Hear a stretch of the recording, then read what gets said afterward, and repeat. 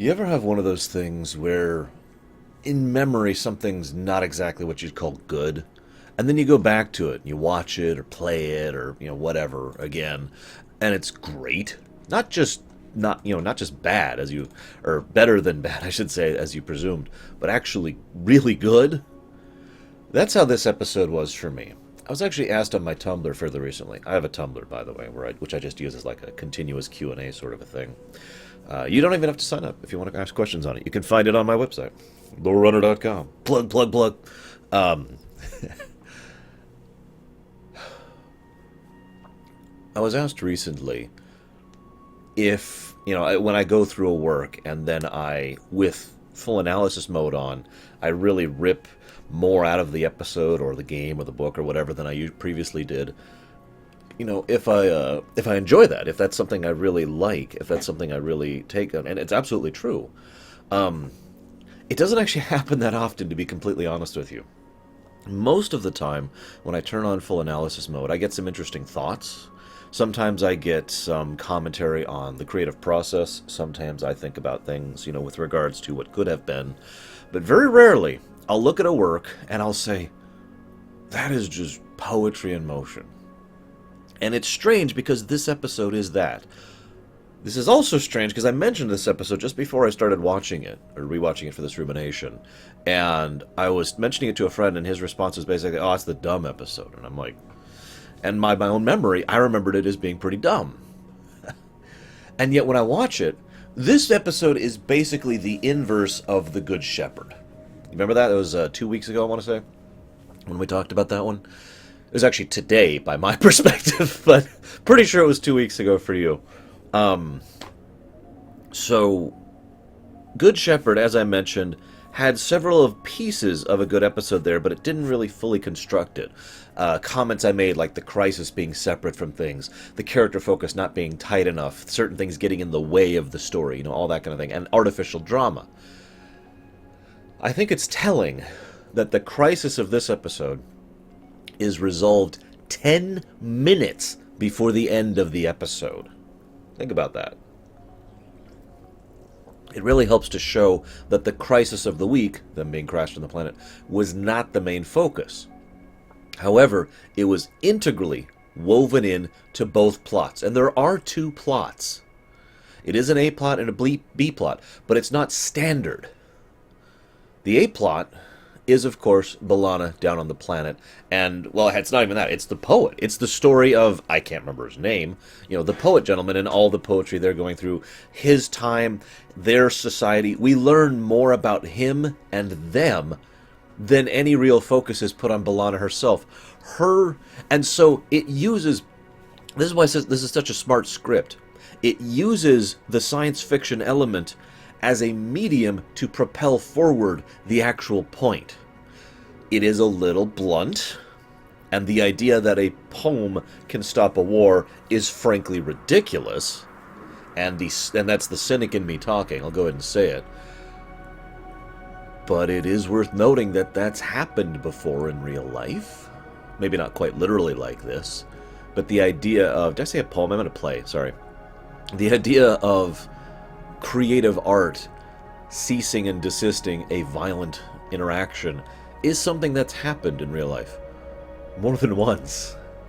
More than a dozen times, if you really study your history. It's not unheard of.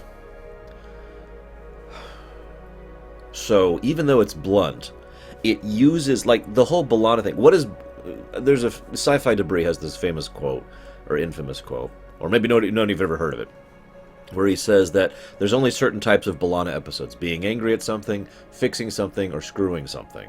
And that's it. That's not actually true, of course, but, he's trying to be a comedian, and I'm not.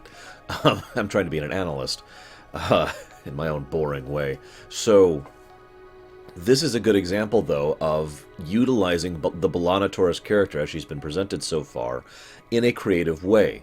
Her fixing the ship is such a secondary, it's not even a B plot, it's not even a C plot. It's barely relevant to the actions of what's happening, except for the fact that it helps to drive her continued interactions with the playwright. I really can't remember his name, with the playwright. If not for that, she probably wouldn't have interacted with him at all. But, so you see why this is smart. It's not out of the way. It's not forced into the episode. It's not something that has nothing to do with anything else. It is integrally tied in to the overall strength and flow of the writing of the episode. Make sense? Similarly, the actual B-plot is up on the ship. And the B-plot is one of the smartest things I've ever seen this show do. But I'm getting way ahead of myself. Let me go back to my notes here. Let's start going through the episode linearly, shall we? I'm getting way ahead of myself. So, the initial idea of a primitive play, old style, telling a Star Trek tale is actually engaging enough to me that I'd kind of like to see that happen in real life. I'm serious. And I mean interpreted like they do it. You know, a ship and the masks thing. Any of you ever done mask theater? I can't even remember what it's called right now. I haven't done it since I was in school. I used to actually take a lot of classes on acting because I actually really wanted to be an actor one day. I don't know why. I'm terrible at it. But I used to perform and do all that kind of stuff, and we only did that once for a specific project. And the way it works is the mask is on, you're talking in character. The mask is off, you're either breaking through the fourth wall by talking to the audience, or you're inner monologuing. You take it off to show that what you are saying is not to be heard out loud. It's a literal visual indicator of what's happening because they don't have things like special effects or props or anything like that. It's intended to be a play that people can perform with a prop. You know, you can just do this. I've actually heard of people just doing this instead of actually having a mask like they did in this episode. So the idea of doing like a Star Trek episode interpreted like that is actually kind of cool. And if I have to be honest, I found myself sufficiently engaged by the Rescue of B'Elanna Torres play that I wouldn't mind seeing the whole thing, you know, especially the moment where there's this great scene where Seven of Nine, the Borg Queen, pulls off the mask and says, "I am the Borg Queen, and I will crush them," and blah, blah, blah. You know. Then she puts the mask off and said, "Your will be done, Captain." Then the captain comes over. Mask stays on, by the way, and tells the audience, "I know that she is the Borg Queen." You know, it was just kind of cool. It was fun. And they got some really good guest stars for this one. From what I understand, although I haven't been able to 100% verify this, basically all the guest stars are actually theatrical actors. And so that kind of makes sense what they're doing. With a couple of exceptions. There's a gentleman, I can't remember his name, but he's great.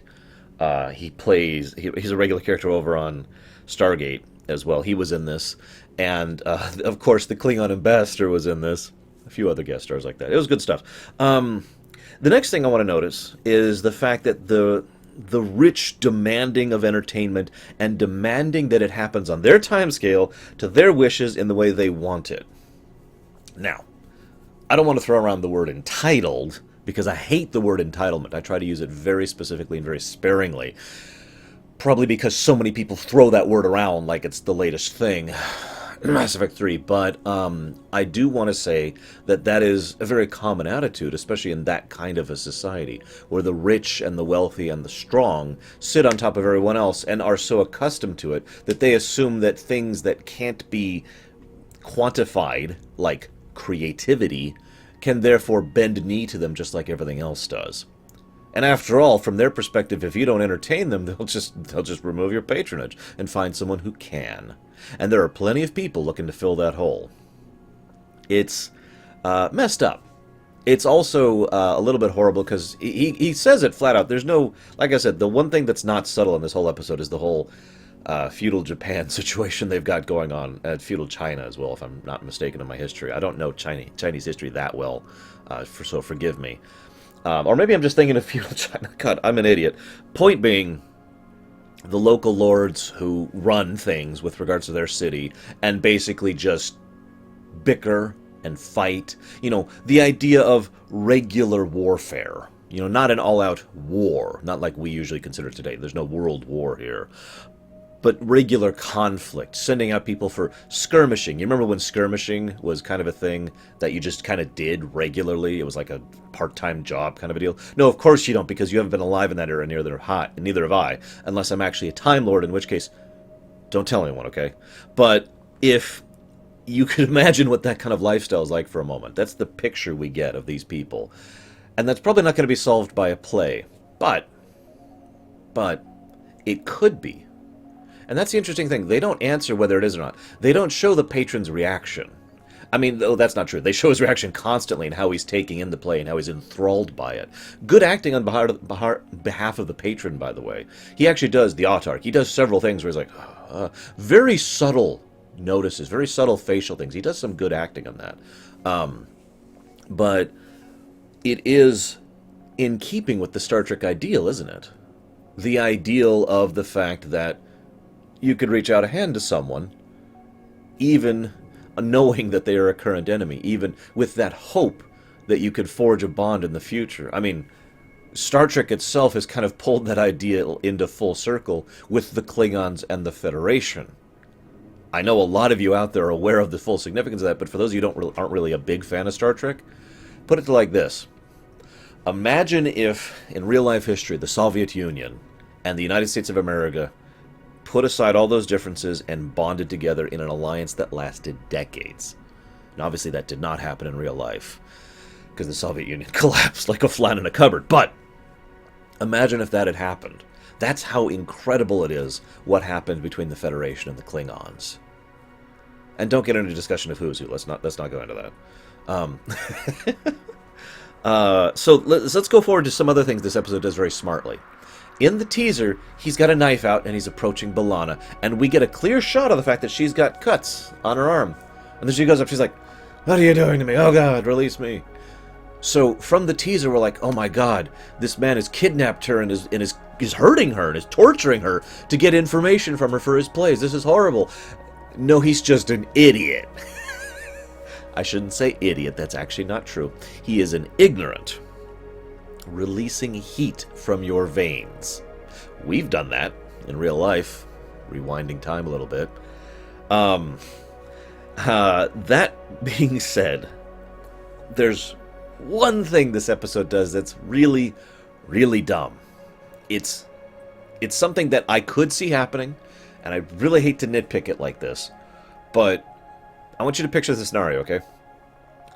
Taurus crashes with the Delta Flyer, okay? She is unconscious, okay?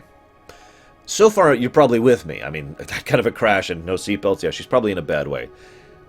She is unconscious for a period of time during which a stranger can find the star, get up there in the mountains. He's the only one who saw it, but that's okay. I'm okay with that. He gets up there, finds it, finds her, ties her up, figures out how to work some of the comms on the ship, has enough time to listen to several of the comms with a pen and paper or whatever they use in order to actually put it into something, use that information to write a full play, go down, actually practice the play with the people, perform the play, come back, and then she wakes up.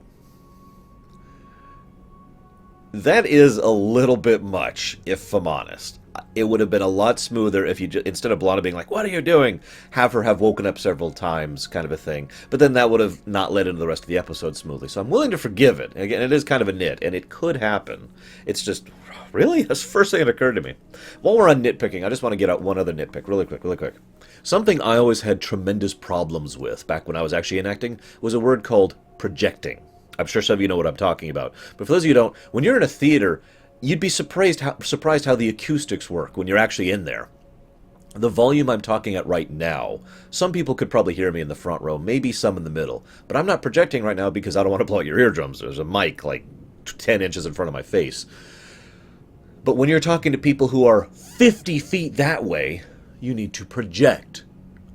And it's actually one of the hardest things for me to learn. And again, I'm not a good actor, but one of the things that was always most difficult for me was projecting while acting.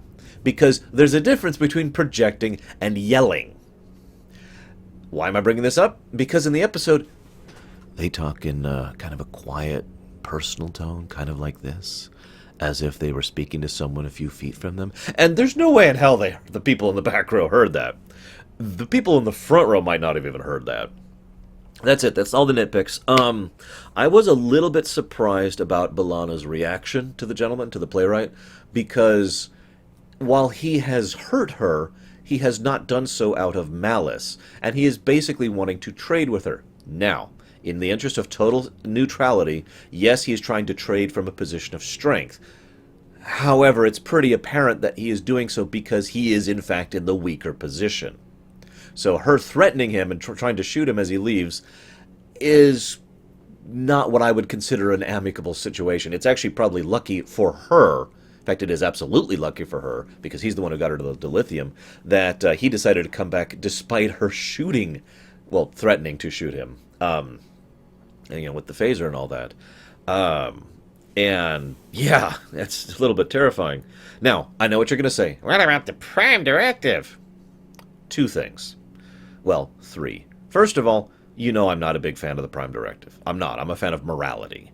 And I will usually take morality over legality, probably about 10 times out of 10. However, I can't wait till we get to TNG, where I start, and the original series, where I can start pointing to where the Prime Directive was actually applied properly. They still messed it up now and again, but every now and again it's like, oh, look, this is the Prime Directive as it should be, or this is why the Prime Directive should exist. Because B'Elanna is not just influencing, she is influencing things on a cultural and political level. She is causing quite a few ripples here. However, 2 points, okay? Point number one, she demonstrates how easy it is to equate things without actually taking a part of their pantheon, basically. How easy it is to view them as simply other travelers on another different ship. As I said in my earlier comments, it's actually pretty easy to equate Star Trek to a very low-tech situation, because so much of the ideas of Star Trek is more in the characterization and the universal themes of the work. The science fiction is wonderful window dressing, and I love it, don't mistake me.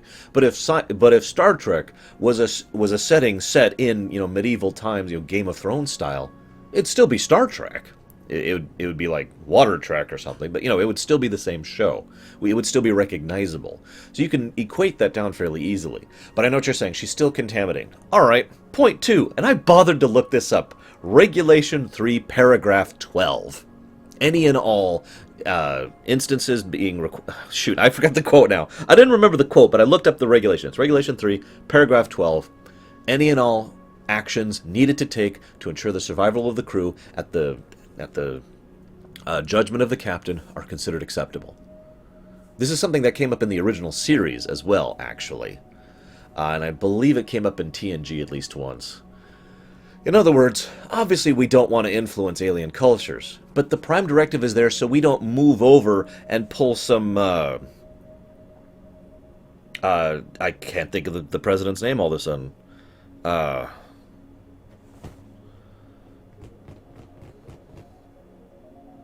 can't think of his name.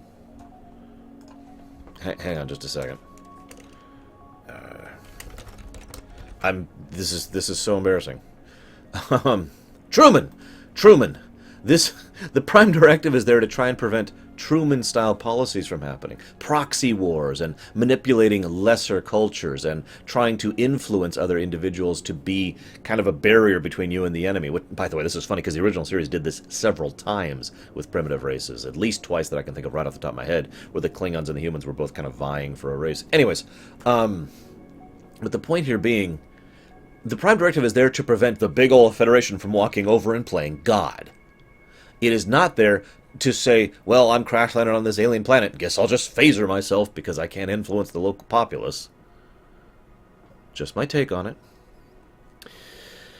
Small note, there's some really, really well-written scenes in the B-plot. I haven't talked about the B-plot yet. I wanted to lead into that.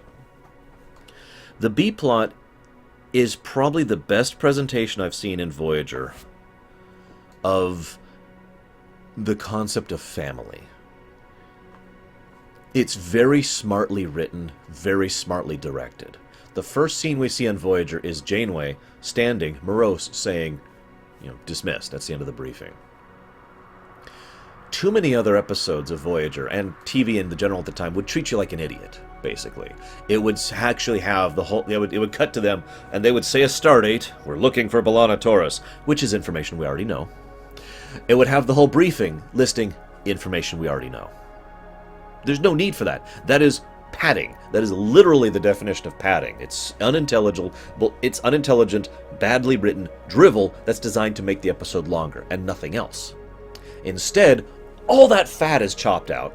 All the what's the term Zawan used for that? The greasy, watery yuck fat is chopped out, and the flavoring fat is left in, where instead we see a scene where Tom's like, no, God, we have to do something. I'll go out personally. I'll do it myself. It'll take forever. And nobody, even though he is shot down in the idea, it's not because they don't want to, it's because it wouldn't help. And there's something intimate about that scene, the way it's shot and the way it's acted. I've said many times that the thing that Voyager did really well was its actors. All the actors had just immediate chemistry with each other from season 1. All the way back to the beginning, even when the writing was crap, they had great chemistry with each other. And we see that on display so well here as everyone's just concerned and worried. Everyone's just a little tense. So when Tom has an outburst, I mean, most people would look at that in a professional environment in general, like in a business meeting, let alone in a military kind of a situation on Voyager. People would look at that as a huge breach of protocol and say, you're out of line, mister. Instead, they understand because they're concerned too. It shows that intimacy that has happened between these people, shows that they have grown close enough to be open about things like how much they care, like how much they're worried. And to fast forward a little bit, the director does some brilliant scene transitions. The writer does too, the screen. Every time something happens with B'Elanna and the Voyager story, the Voyager play, it segues straight into the actual Voyager to show what the actual characters are doing. We're talking about logical Tuvok and how his interactions don't make sense. Remember that, by the way. And then it cuts over to real Tuvok and what he's doing, which is hilarious and brilliant. So I'm going to talk about it now rather than doing it later. One of the great things I like is the fact that they talk about how no one will understand Tuvok. They'll either think he's a cold-hearted bastard or that I am a bad actor.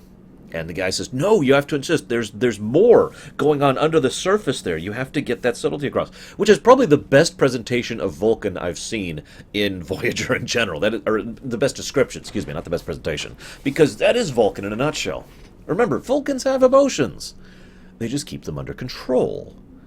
And then he talks about how logical Tuvok, and we see both parts of this when we cut over to Tuvok. By the way, nice point. I like how they show without blatantly saying that Neelix and Tuvok have become comfortable enough with each other and respect each other enough that they could have a reasonable, friendly discussion about this matter without Neelix being irritating or Tuvok being a dick.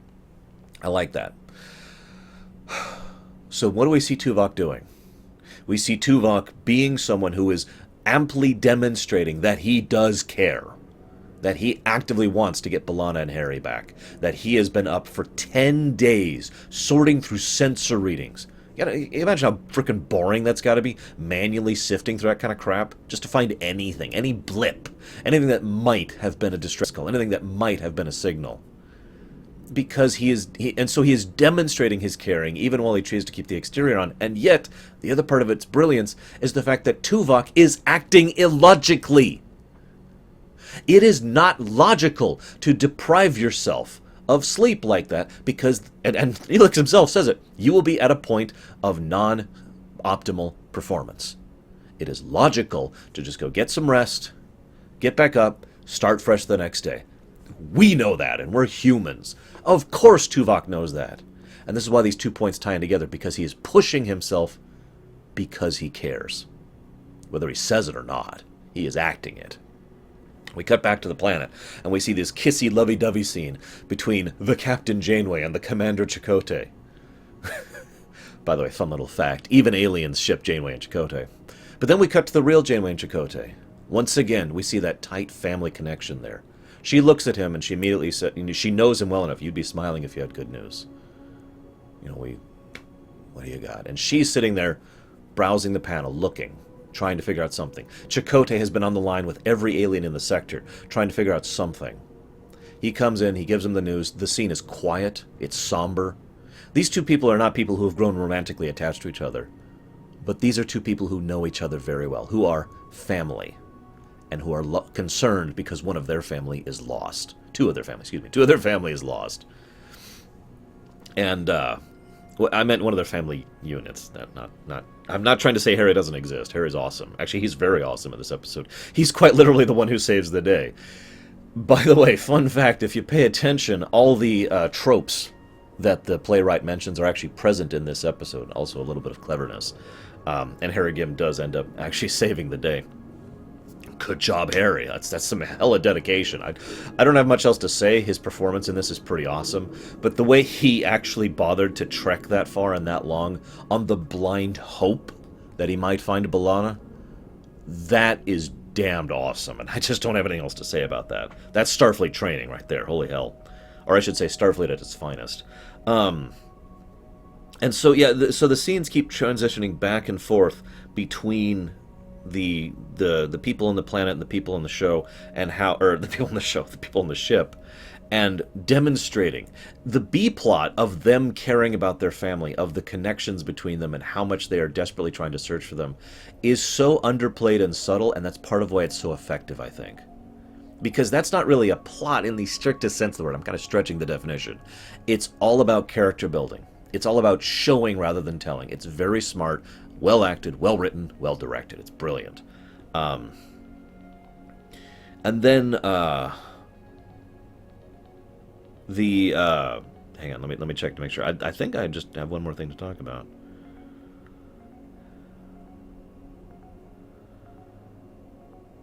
Yeah. Sorry. Okay, so yeah, I only have the one thing left to talk about. So I kind of already opened with this. Sorry for giving this away early. But the episode, the crisis of the episode, you know, them being stuck on the planet, is resolved 10 minutes before the end.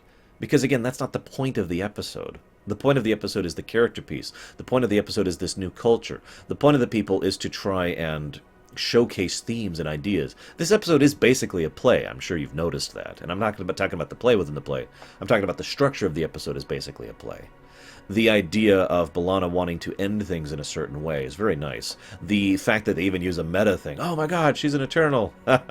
Nice improvising there. Nice touch. But the idea that she wanted to inspire someone. Her comment to Harry, have you ever inspired someone? Yeah, that actually has significant meaning. Especially because it's B'Elanna who says that. Keep in mind, B'Elanna has had many things in her life, most of them bad. Her life really started to turn around when she got into Voyager. She found a family. She found people who accept her, who care about her. We see that in this episode. What's the whole point I keep mashing about the B-plot? Is how much they care about finding B'Elanna and Harry. Two people you'd think are the least likely, least interesting, least loved characters on the show, and they are ripping themselves apart, working without sleep, desperately trying to find them.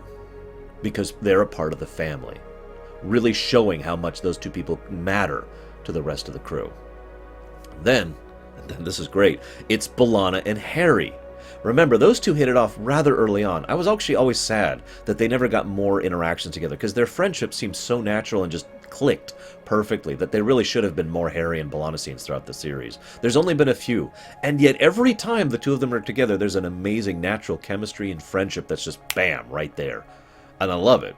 Finally, it's B'Elanna, someone who, while she now has things she's never had before, like a lover, you know, someone who is not just, you know, oh, you're good in bed, but someone who she is genuinely romantically and mentally attached to for a long-term relationship that is fairly well presented, actually, as I've said many times and praised many times before. And she has a family, and she has a job she likes, and she has a comfortable place to stay, you know, all these benefits. But one thing she's never actually had is to be placed on a pedestal by someone else. She's never inspired anyone before. And that, you could see how that just lights a fire in her. And there's this scene where Harry's like, who cares? And she's like, I do. You know, that's very well presented.